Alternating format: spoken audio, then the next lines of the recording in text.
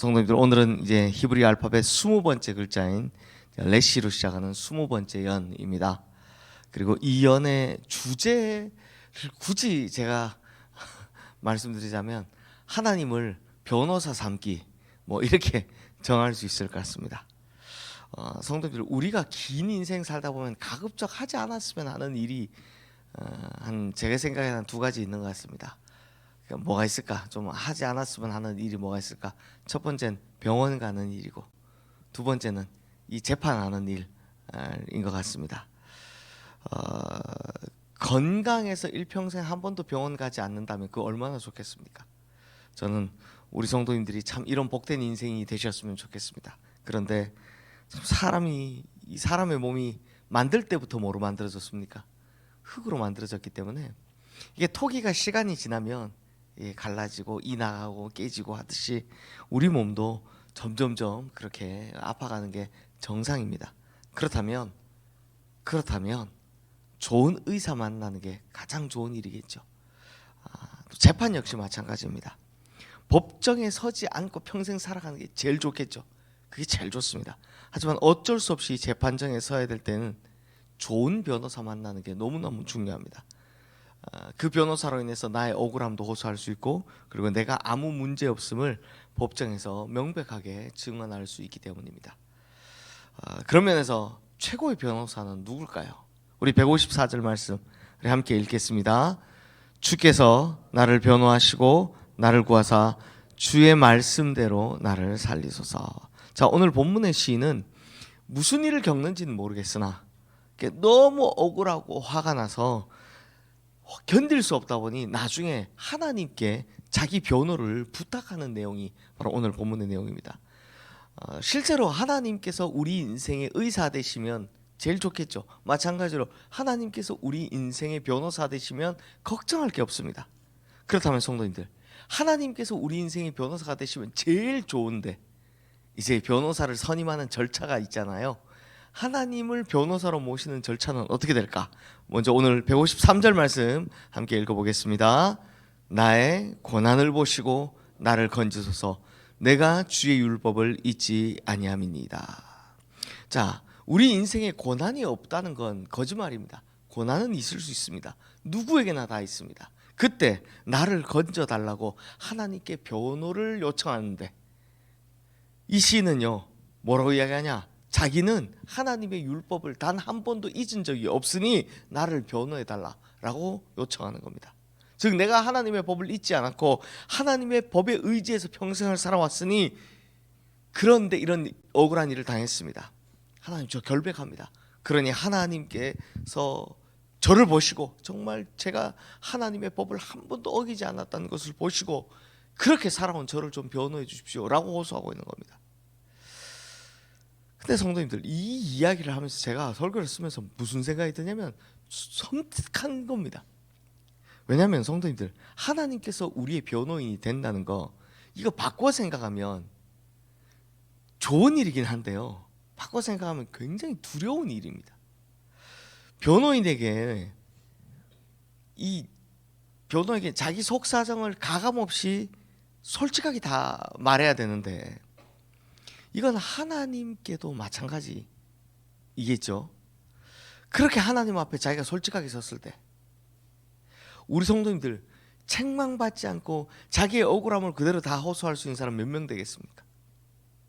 내가 하나님 앞에 딱 서서 하나님 앞에 솔직하게 다 이야기했을 때 그 떳떳하게 이야기할 수 있는 사람 과연 몇 분 될까요? 저는 안 됩니다. 적어도 저는 그렇지 못합니다. 근데 이 시인은 지금 뭐라고 이야기합니까? 하나님 앞에서 당당한 겁니다. 그만큼 하나님 앞에서 자기가 살아온 인생이 당당하고 자신 있다라는 겁니다. 그러니 이러할 때 우리는 하나님께 변호를 요청할 수 있고, 또 그만큼 그때 하나님께서도 우리를 변호하신다라는 겁니다. 자, 이어서 156절 말씀 함께 읽어보겠습니다. 여호와여, 주의 긍휼이 많으니 주의 규르대를 따라 나를 살리소서. 참 감사한 건, 그런데 다행인 건 주님께서는 뭐가 많으시다? 긍휼이 많으시다 라는 겁니다. 그런데요, 이 시는 여기서도 또 정의를 호소합니다. 이 절차적 정의를 호소하는데요, 주의 규례들을 따라 나를 살리소서. 이 말은 뭡니까? 하나님 저를 심의해 봐달라라는 겁니다. 율법대로 저를 심의해 보십시오. 율법에 제가 뭘 근거해서 제가 뭘 잘못했는지, 혹은 저를 참수하고 있는 저 원수가 잘못되었는지 하나님께서 한번 잘 살펴봐달라라고 이 당당한 자신감을 보이는 겁니다. 그러니 하나님께 변호를 요청한 사람들의 특징이 뭘까 생각해 보면 본인은 하나님 앞에서 떳떳하다라는 겁니다. 그래야 변호사를 선임하겠죠. 사실 우리 인생을 좀 정직하게 돌아보면 이 사실만큼은 하나님 좀 모르셨으면 좋겠다 하는 일들이 분명히 있을 겁니다. 한두 가지가 아니겠죠. 이거는 하나님이 좀 모르셨으면, 내가 이걸 가지고 하나님 앞에 나가면 변호해 달라고 말할 수 있는 게 아니라 오히려 내가 혼날 텐데, 이런 생각이 드는 게 분명히 있을 겁니다. 분명히 하나님 앞에서 말씀 앞에 딱 대봤을 때 내가 당당하지 못하는 게 있을 겁니다. 그러니 우리 성도님들 이제부터라도 긍휼 많으신 하나님 앞에 이전 것은 다 용서받고 이제부터라도 오늘 시인처럼 하나님 앞에서 부끄러울 것 없는 인생 살아가시기를 주님의 이름으로 축원합니다. 그러면 하나님께서 우리의 인생을 잘 변호해 주실 줄로 믿습니다. 우리 마지막으로 159절 말씀 함께 읽겠습니다. 내가 주의 법도들을 사랑함을 보옵소서. 여호와여 주의 인자하심을 따라 나를 살리소서. 자, 시인이 하나님 앞에 이렇게까지 당당할 수 있었던 이유가 하나 나오죠. 그게 뭐냐? 하나님의 법을, 즉 말씀을 너무나 사랑했다라는 겁니다. 그러니까 이게 어떻게 해서 하나님의 말씀, 법을 막 준수할 수 있고 그렇게 할 수 있었냐? 그 어렵지 않았다라는 겁니다. 이 시인은 뭐라고 이야기하냐? 자기가 하나님 말씀을 사랑했기 때문에라고 이야기하는 겁니다. 하나님 말씀을 사랑했기 때문에 하나님 말씀 따라 살 수 있었습니다. 하나님 말씀을 사랑했기 때문에 하나님의 뜻대로 살 수 있었습니다라고 고백하는 겁니다. 성도님들, 우리는 늘 하나님 말씀 따라 살려고 노력을 합니다. 그런데 그렇게 살아도 참 원수는 우리를 늘 참수하죠. 세상은 우리를 가만히 놔두지 않습니다. 불쑥불쑥 나타나서 우리를 그 하나님 말씀을 지키지 못하도록 시험하고 괴롭히고 어렵게 함이 일수입니다. 그러니 성도님들, 오늘부터라도 하나님 앞에서 더 하나님 말씀 붙들고 살아가겠다. 내가 진짜 하나님 말씀 따라 살아가겠다.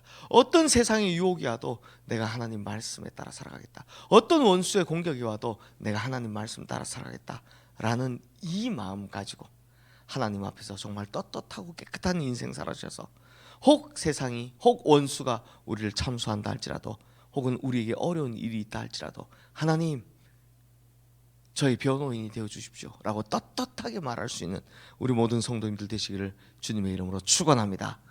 혹 그렇게 못 살았더라도, 지금까지는 그렇게 못 살았더라도 괜찮습니다. 왜냐하면 하나님은 긍휼 많으시고 하나님이 인자하심이 크기 때문입니다. 그러니 그 인자하심과 긍휼하심에 의지해서 이제 다 과거는 털어내고 앞으로 하나님의 뜻을 따라 살아가겠다 결단하는 우리 성도님들 되시기를 주님의 이름으로 축원합니다. 이 시간 오늘 주신 말씀 기억하며 우리 함께 기도하겠습니다.